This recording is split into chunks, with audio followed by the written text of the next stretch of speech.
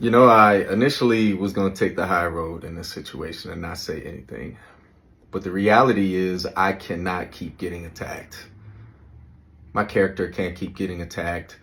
I can't keep being thrown under the bus because someone can't control their anxiety and someone can't control these delusional thoughts about things that aren't real.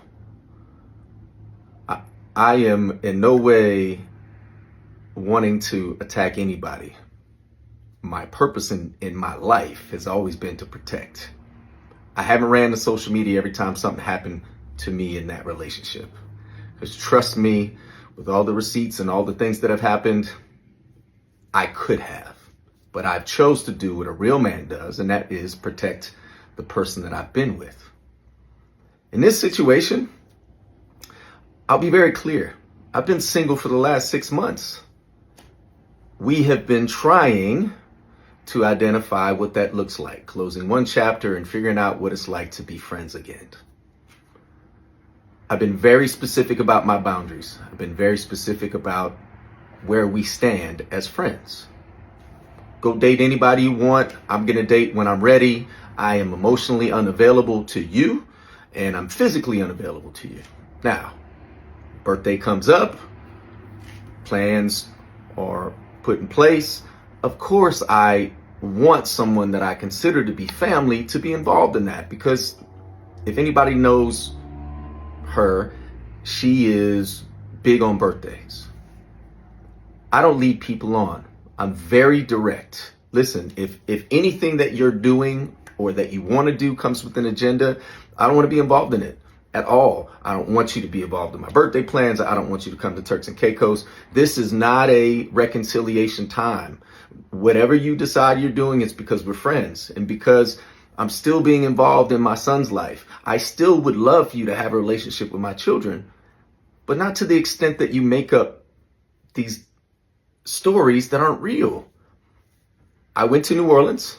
I booked my room at Four Seasons on booking.com and didn't realize that the card I'm using, which also ends in the same 3 last numbers, was tied to something that we booked several months ago. No harm, no foul. We're talking $900. Stop it.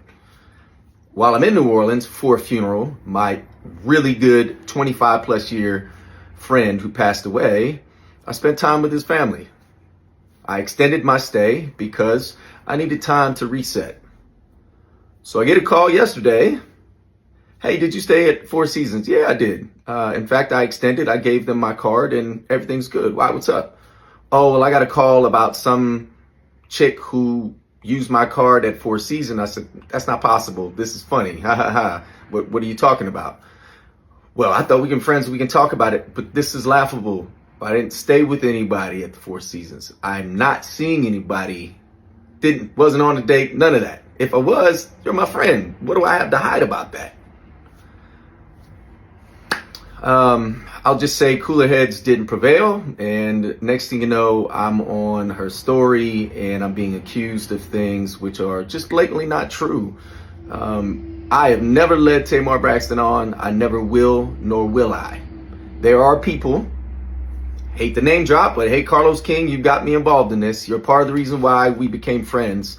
But I've been very clear about my boundaries. I've been very clear about wanting to have a friendship, but not to the extent that, friends don't throw each other on their stories and call each other out on stuff. Like, look, if there was a mix up with the card because of booking.com, that's a quick fix. It's already taken care of. I've already contacted the Four Seasons and they've already issued a refund and they charged my card. It's that simple.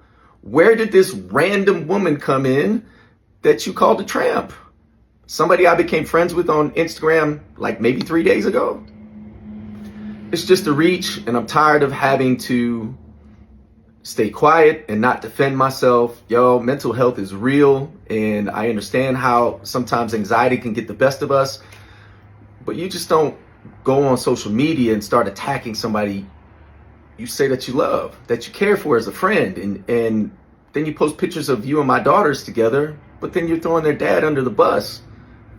It's not cool, man. And the unfortunate reality is I thought that I could be friends and try to maintain some type of friendship. But that relationship is done. And I didn't want to come out and like 6 months ago and be like, hey, I'm single again, because then people are like, oh, you're sassy. What? This is the reason why I did it last time, because of this assumption that I'm leading somebody on and that I'm cheating. I have never cheated in my life. Find a woman that will tell you I cheated on her. I'm not successful because I cheat. When I'm committed, I'm completely committed.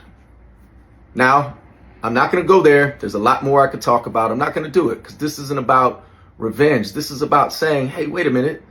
This shouldn't have happened.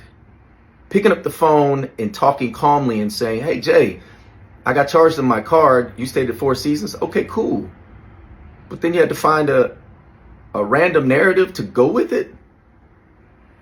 It's messed up. And the truth is now there's potential defamation behind it because I don't even know this person. Never met her in my life. Never even had a DM with her. Again, here I am defending myself because of all of these assumptions and all these internet bullies who don't have a clue, not one thing. They don't know nothing about me. Girl, this is a nice way of him saying that he doesn't want you anymore. He never really seemed to interested in the relationship. He comes off as a scammer. He has all those baby mamas, all those children. Leave him alone and go and focus on yourself.